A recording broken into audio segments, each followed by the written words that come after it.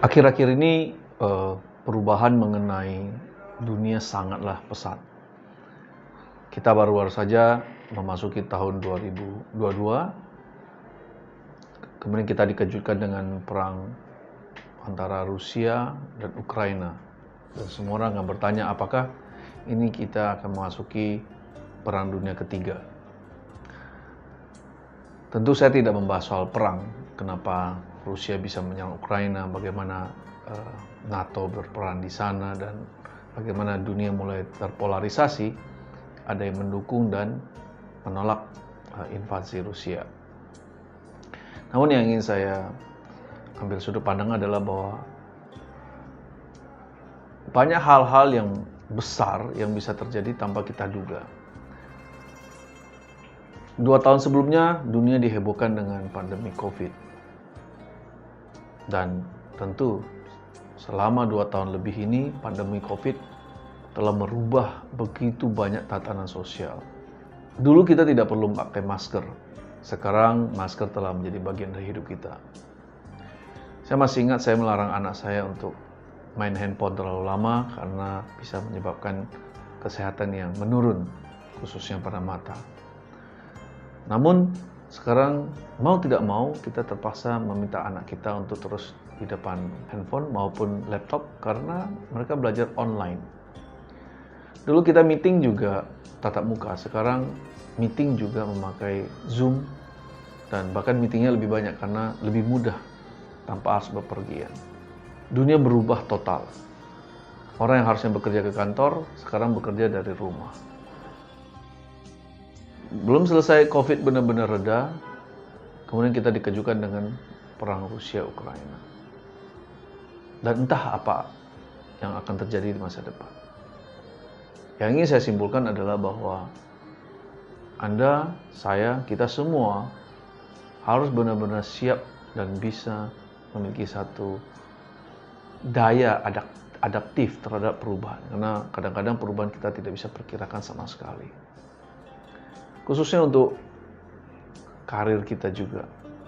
Kita lihat bahwa bagaimana sekarang anak-anak muda tidak lagi mencari uang seperti dahulu. Sekarang anak-anak muda banyak yang bermain kripto. Kalau dulu kita masih bermain saham, sekarang bukan hanya saham, mereka bermain kripto. Bahkan beberapa kasus heboh mengenai robot trading. Sebenarnya itu adalah sebuah fenomena saja bahwa orang ingin mencari uang dan membiarkan robot yang bekerja.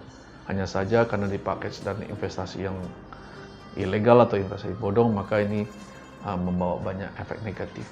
Tapi sejatinya kalau kita lihat bahwa bahkan dalam hal kita mencari atau mengumpulkan kekayaan, caranya berubah. Sekarang kita masuki dunia lagi yang namanya cryptocurrency. Belum lagi cerita selesai kita berbicara mengenai Bitcoin, sekarang populer dengan NFT.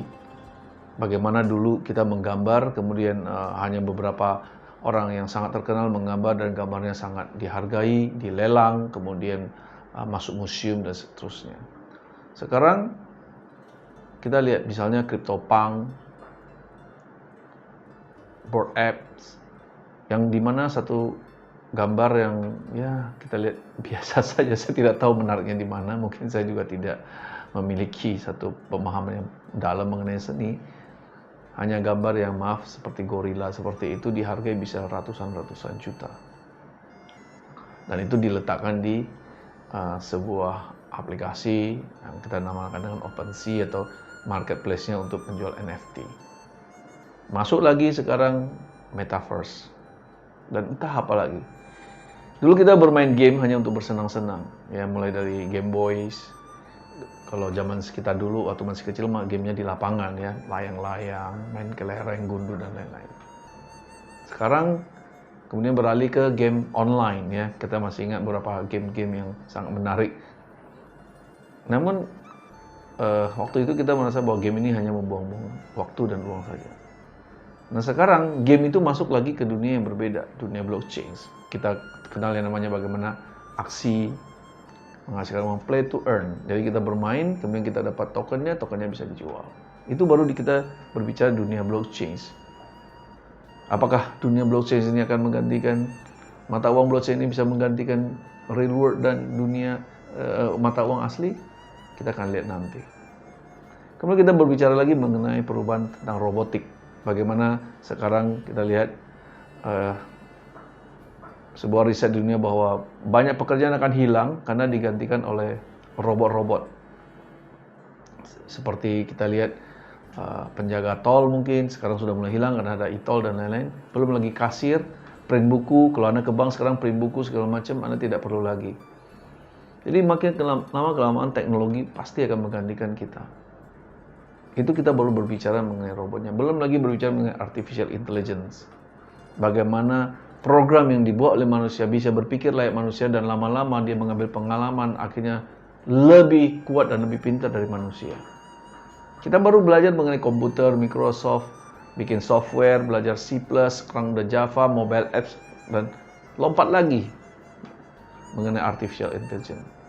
Kemudian kita lihat lagi tentang ruang angkasa. Elon Musk mencanangkan bagaimana manusia bisa stay di Mars. China sudah mengirimkan robot dan kendaraan mereka untuk melakukan research di Mars. Dan sekarang mereka mencanangkan untuk ke Jupiter.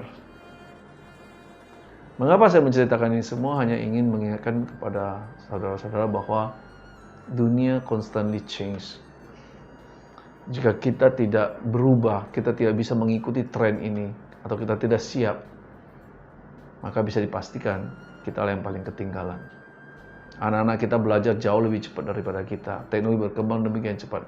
Kita baru belajar satu, sudah muncul yang 2, 3, dan 4, dan seterusnya, dan seterusnya. Jika kita ketinggalan, maka keluarga kita, masyarakat, negara kita bisa ketinggalan. Dan tidak mengherankan, mungkin aja suatu hari kalau kita tidak bergerak maju, mungkin saja negara kita juga bisa dihapuskan dari peta dunia. Jadi, teman-teman tentu dengan menyadari ini, tidak ada waktu lagi kita untuk berleha-leha atau untuk santai-santai. Kita harus senantiasa meningkatkan kemampuan kita, bertemu dengan banyak orang, bekerja sama dengan banyak orang, belajar lebih banyak, teamwork, bukan hanya kompetisi, tapi juga bagaimana bisa kolaborasi. Menghabiskan waktu lebih banyak membaca buku, sehingga pengetahuan kita terus bertambah. Kemudian kita juga harus secara fisikal mempraktekkan keahlian-keahlian. Bukan hanya tahu informasi, tapi tidak mampu bagaimana mempraktekannya di dunia nyata. Sekian dan terima kasih.